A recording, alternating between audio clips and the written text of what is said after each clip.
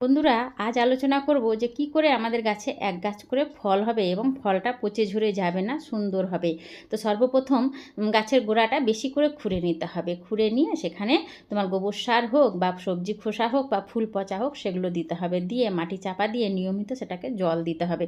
তাহলেই দেখবে নিজে নিজেই সুন্দর এক সবজি হোক বা ফুল হোক বা ফল হোক টাটকা হয়ে থাকবে। আমি তো এটা করেই আমার বাগানটাকে পরিচর্যা করি। আর বন্ধুরা দেখো, সত্যি নিজের গাছের টাটকা ফলের মানে তুলনায় নেই। তো সত্যি বলছি, এমন কোনো ফল নেই যে আমার বাড়িতে নেই, সব ফলেরই গাছ রয়েছে। আর তোমাদের দাদাভাই সব ফলের গাছই লাগিয়েছেন, যেহেতু গাছ ভালোবাসেন।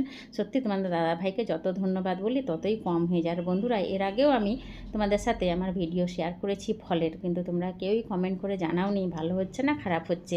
তো যদি এই ভিডিওটা তোমাদের ভালো লাগে তো তোমাদের কাছে অনুরোধ, একটু কমেন্ট করো না গো। আর যদি বেশি ভালো লাগে তাহলে একটু লাইক করে দিও। একটু লাইক করে দিলে কি কিছু যায় আসে?